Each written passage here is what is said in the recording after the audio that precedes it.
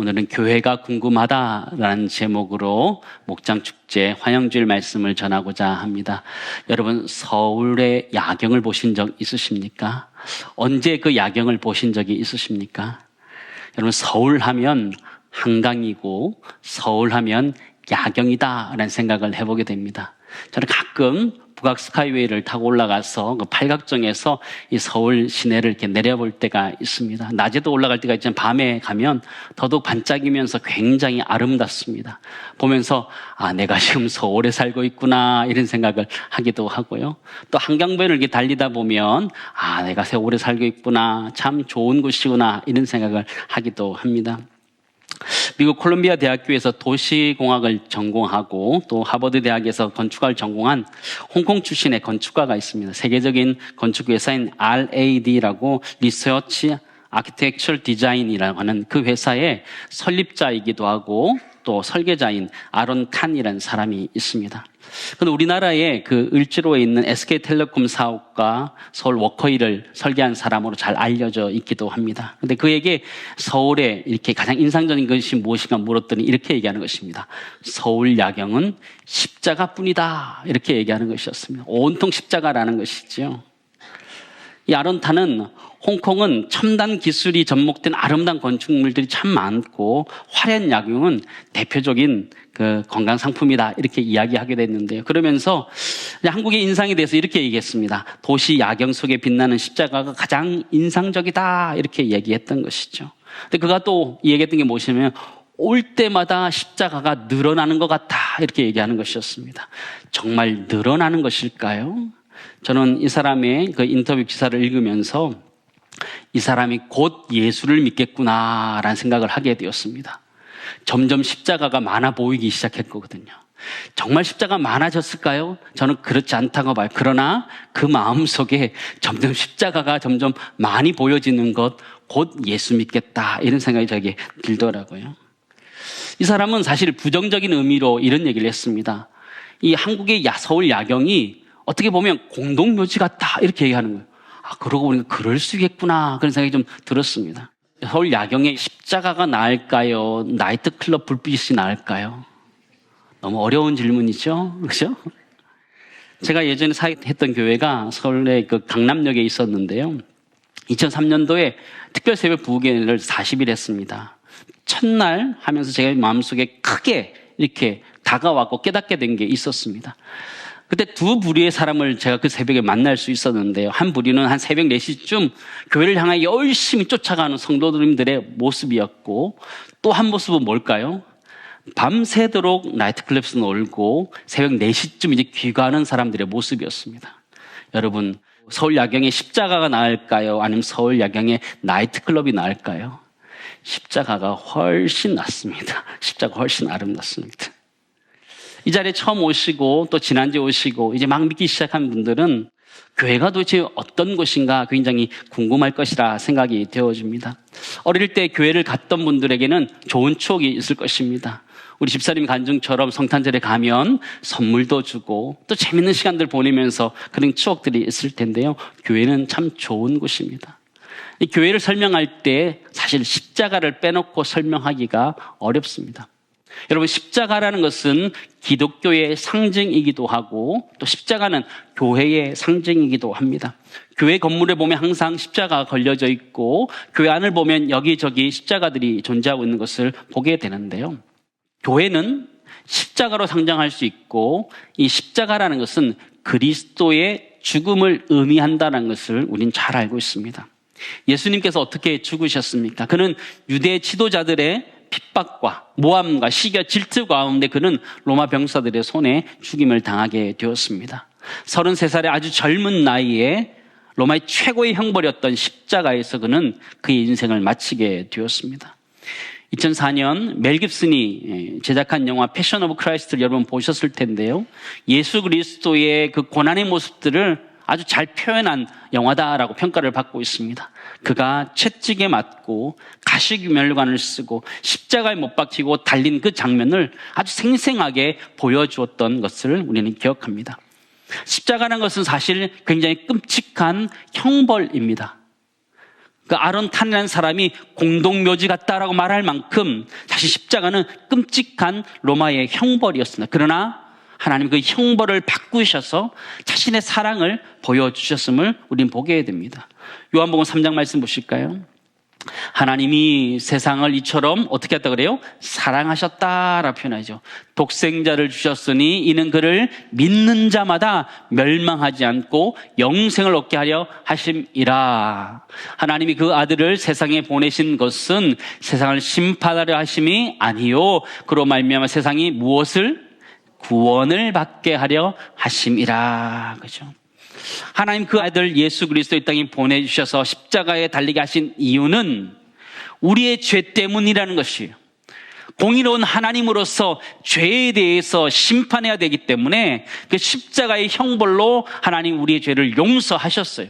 그리고 용서하신 것은 또한 우리들을 향한 하나님의 사랑이라는 것을 우리 잘 가르쳐 주죠. 첫 번째 인류였던 아담과 하와가 하나님 말씀이 불순종함으로 죄악이 인류 가운데 들어오게 되었고, 죄악이 인류 가운데 들어옴으로 말미암아 모든 인류는 사망에 이를 수밖에 없었던 것이죠. 근데 하나님께서는 그의 아들 예수 그리스도에게 모든 죄악을 넘기셔서 그가 죽도록 만드셨던 것이죠. 이사야 53장 말씀 보실까요? 같이 읽겠습니다. 그가 찔림은 우리의 허물 때문이요 그가 상함은 우리의 죄악 때문이라. 그가 징계를 받음으로 우리는 평화를 누리고 그가 채찍에 맞음으로 우리는 나음을 받았도다. 우리는 다 양 같아서 그릇 행하여 각기 제 길로 갔거늘 여호와께서는 우리 모두의 죄악을 그에게 담당시키셨도다. 하나님은 우리의 모든 죄악을 예수 그리스도의 십자가, 그 참혹한 십자가에 모두 다 내어주셨습니다. 하나님 아들 되신 예수 그리스도가 그 땅 가운데서 십자가에 달려 죽으시면서 우리의 죄를 사해 주신 것, 그것이 복음의 말씀입니다. 십자가는 로마의 형틀이었고 형벌이었지만 하나님 그것을 통해서 공의의 하나님의 모습을 보여주시고 하나님의 사랑의 모습을 보여주셨음을 우리는 잘 알게 됩니다. 교회는 십자가로 상징될 수 있는데 이 십자가는 예수 그리스도의 십자가이고 죽으심이고 또 이것은 우리를 대신해서 죽으신 대속의 십자가, 사랑의 십자가라는 것을 우리는 깨닫게 됩니다. 우리가 한 가지 정리할 수 있는 것은 이것인데 십자가라는 것은 무엇이냐면 하나님의 공의, 정의로운 하나님의 심판임과 동시에 하나님의 사랑의 표현이셨다라는 것을 우리는 알게 됩니다. 그런데 그 이 십자가의 은혜, 십자가의 사건을 믿는 자에게 구원이 이루어지는 거예요. 믿는 자에게 구원이 이루어지는 거예요. 그 십자가의 사건, 나를 위하여 십자가에 돌아가신 사건을 그것을 믿는 자에게 하나님의 자녀가 되는 권세를 주셨어요. 이것을 신학적으로 제한적 속죄라는 것이에요. 예수 그리스도는 우리 인류의 모든 죄를 위해서 이 땅에 오셨지만 모든 사람들이 구원받는 것이 아니라 예수 그리스도를 영접하는 자들이 예수 그리스도를 알게 되고 하나님의 자녀가 되는 것이라는 거예요. 속죄함을 받고 구원을 받는 것이라는 것이죠. 요한복음 1장 말씀 보실까요? 영접하는 자 곧 그 이름을 믿는 자들에게는 뭐가 돼요? 하나님의 자녀가 되는 권세를 주셨으니 이는 혈통으로나 육정으로나 사람의 뜻으로 나지 아니하고 오직 하나님께로부터 난 자들이니라 그러죠.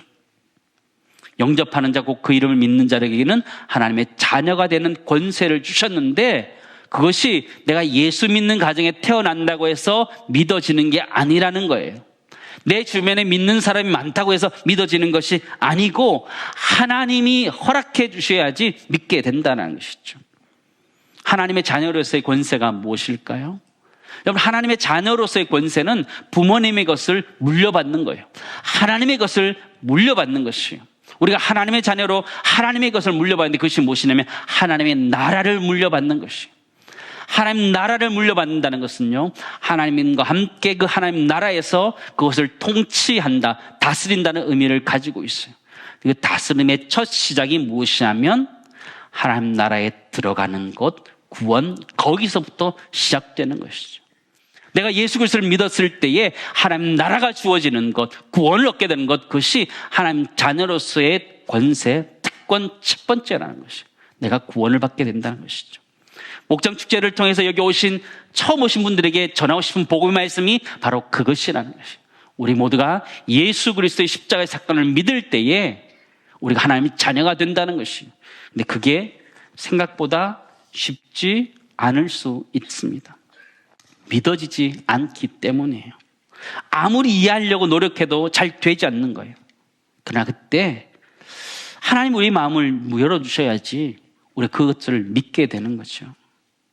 성경 본문의 말씀으로 왔어요. 오늘 베드로가 고백하는 장면을 보게 되는데 16장 13절 14절 말씀 보시기 바랍니다. 다 같이 읽겠습니다.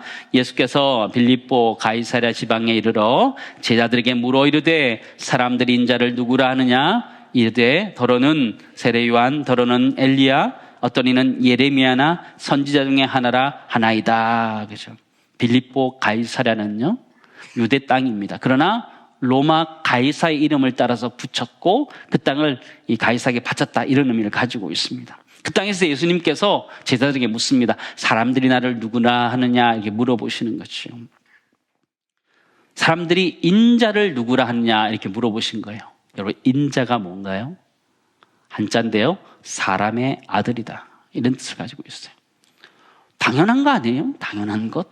근데 왜 인자라고 표현했을까? 신학적 의미로는요, 고난을 받아야지 되는 종이라는 의미를 가지고 있어 인자라는 표현을 가지고 있어요. 예수님께서는 제자들에게 자신을 어떻게 생각하는지 다시 물어봅니다. 16절 17절 말씀에 베드로가 이렇게 고백합니다. 시몬 베드로가 대답하여 이르되 주는 그리스도시요 살아계신 하나님의 아들이시니이다. 예수께서 대답하여 이르시되 바요나 시몬아 내가 복이 있도다. 이를 내게 알게 한 이는 혈육이 아니요 하늘에 계신 누구라고요? 내 아버지시니라. 예수를 믿는 게 내가 믿는 가정에 태어났다고 믿어지는 게 아니고 하나님의 내 마음의 문을 열어주시고 믿게 하셔야지만 된다는 하나님의 주권 하에 있음을 이야기하는 거예요. 그래도 이 자리에 초대되어서 나오신 분들은 하나님이 그래도 여러분들을 교회 앞으로 부르신 줄을 믿습니다. 하나님 그 말씀을 듣고 그 말씀을 통해서 구원의 문을 열어주기 위해서 하나님 여러분을 초대하신 것이죠. 예수를 믿어지는 게 생각보다 쉽지 않습니다. 베드로에게 이렇게 고백하거든요. 베드로에게 이것을 내가 알게 한 이는 혈육이 아니다 얘기하는 것이죠. 예수 믿는 게 생각보다 쉽지 않아요. 그런데 그 어려운 것을 우리 그리스도인들은 합니다. 대단하지 않아요? 천지가 창조되었던 것을 믿습니다. 예수님이 동정녀 마리아의 몸에서 났다는 것을 믿어요. 세상의 머리로 이해할 수 없는 것들을 믿어요. 바보라서 믿을까요? 멍청해서 믿을까요? 아니요. 하나님이 그것을 믿도록 하셔서 믿어지는 거예요. 바보 아니거든요. 교회 다니는 사람들 바보 아니에요. 생각이 없는 사람들이 아니에요. 나름 공부도 많이 하고 나름 그죠? 사회에서 잘 나가는 사람들이에요. 그럼에도 불구하고 때로는 머리로 이해되지 않는 천지창조와 같은 일들, 동정녀 마리아의 탄생, 예수 그리스도의 부활을 믿어요. 어떻게 믿죠? 하나님이 믿도록 하셔서 믿어요. 그게 하나님의 놀라운 은혜고 하나님의 은혜라 이렇게 표현할 수 있어요. 근데 중요한 것은 우리가 마음의 문을 살짝 열면 훨씬 더 쉽다라는 것이죠. 요한계시록 3장 20절 말씀 보실까요? 볼지어다 내가 문 밖에 서서 두드리노니 누구든지 내 음성을 듣고 문을 열면 내가 그에게로 들어가 그와 더불어 먹고 그는 나와 더불어 먹으리라 그러는 거죠. 예수 그리스도 하나님이 우리의 마음의 문을 두들기시는 거예요. 두들기시는데 열면 주님이 우리 안에 들어와서 우리와 더불어 먹고 마시는 관계가 된다는 것이죠. 안 열면 나는 절대로 열 수 없다라고 마음먹으면 어느 날 박살나는 경우가 있습니다. 인생에 깨어지기도 하고 박살나면서 문이 활짝 열릴 때가 있거든요. 여러분 그때까지 가지 마시고 여러분의 마음의 문을 조금 긍정적으로 살짝 여시기 바랍니다. 교회에 대해서 예수 그리스도에 대해서 믿는 사람에 대해서 여러분의 마음의 문을 살짝 열면 주님이 그 가운데 들어가셔서 역사하기 시작하는 것이 그게 영적인 것이에요. 그래서 우리가 기도하는 것이거든요.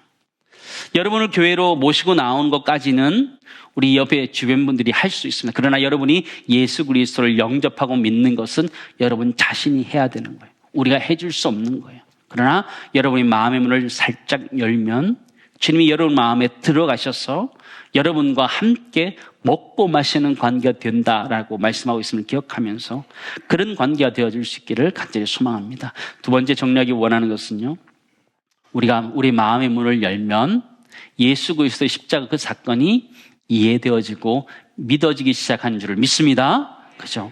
그런 은혜가 여러분 오늘 처음 교회 오신 분들, 이제 믿음을 가지기 시작하는 분들에게 일어날 수 있기를 간절히 소망합니다. 저희 교회는 이렇게 전도축제를 목장축제다 그렇게 얘기하는데요. 목장축제, 목장이라는 것은요, 그죠? 양과 소 그런 것들 있는 곳을 목장이다 이렇게 얘기하잖아요. 다윗은 자신을 가리켜서 양이다 이렇게 표현하면서 여호와를 향해서 하나님을 향해서 목자다 이렇게 표현하고 있습니다. 여러분 들어보셨을 텐데요. 시편 23편 1절에 3절 말씀 보시면 이렇게 고백합니다. 여호와는 나의 목자시니 내게 부족함이 없으리로다. 그가 나를 푸른 풀밭에 누이시며 쉴만한 물가로 인도하시는도다. 내 영혼을 소생시키시고 자기 이름을 위하여 의의 길로 인도하시는도다. 다윗은 자신의 인생을 이끌어 가시는 분이 여호와 하나님이시다. 여호와는 나의 목자시다. 그리고는 뭐라고 그래요? 부족함이 없다. 우리 인생 결핍으로 가득 찬 인생들이에요.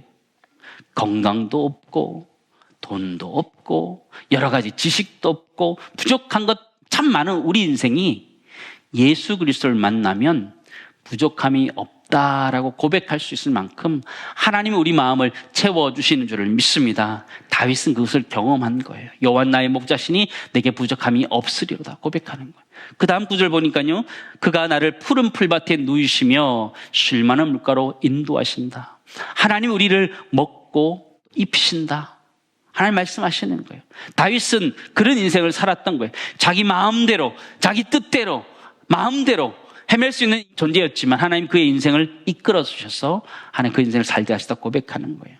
그러면서 3절은 내 영혼을 소생시킨다, 살려내신다 그렇게 얘기하는데요. 그런 살아남의 은혜가 우리 모두에 있기를 간절히 소망합니다. 이 목장축제 타이틀을 저는 이렇게 만나고 보듬고 기뻐하라 이렇게 정해 보았습니다. 뭐라고요? 만나고 보듬고 기뻐하라. 눈썰미가 있는 분들은 아시겠지만 앞자들을 따면 뭐가 돼요? 만보기가 됩니다. 만보기. 만보기가 뭐예요? 걸음을 체크하는 것이죠. 걸음을 체크하는. 내가 얼마나 걸었나 체크하는 것이죠. 전도축제라는 것은요, 숫자를 늘리기 위해서 성도들을 초청하고 우리 것들을 초청하는 게 아니에요.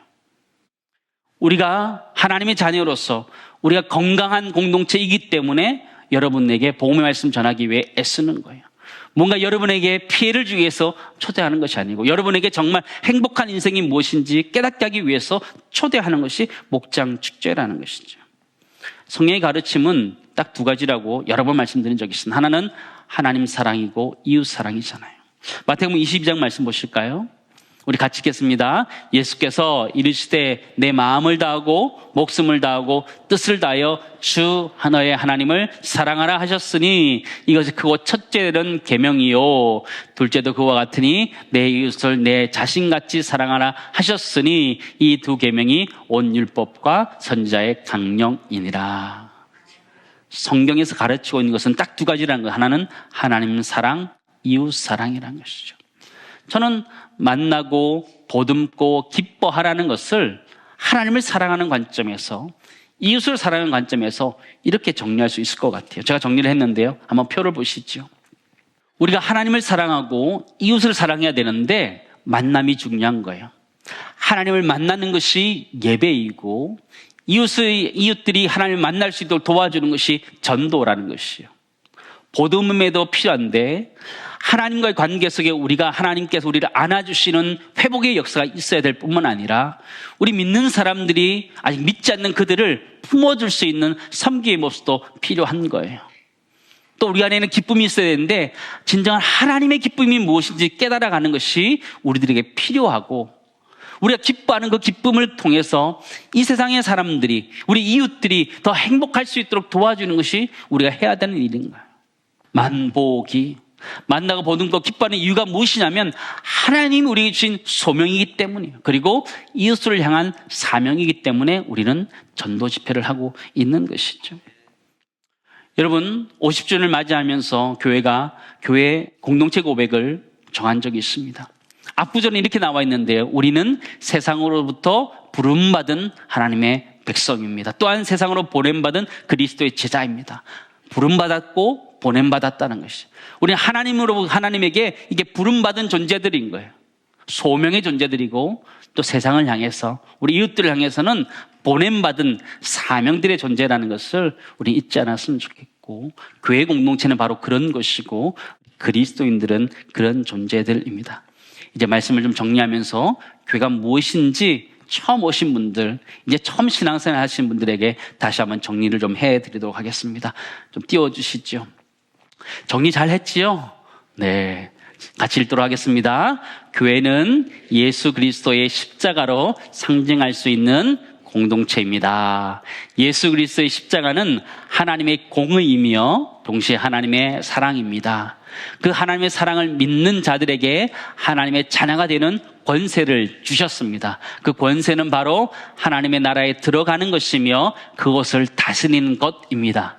또한 이 땅의 삶에서 영혼의 쉼과 안식을 누리며 하나님을 사랑하며 이웃을 사랑하는 것입니다. 아멘. 이미 믿으시는 우리 성도님들도 교회라는 것이 바로 이런 곳이라는 것을 기억하면서 하나님을 사랑하고 이웃을 사랑할 수 있도록 애쓰기를 바라고, 오늘 처음 오신 분들은 교회가 이런 곳이구나 라는 걸 기억하면서 함께 하나님의 나라와 같은, 천국과 같은 행복한 공동체를 만들어갈 수 있기를 간절히 소망합니다. 잘 오셨습니다. 기도드리겠습니다.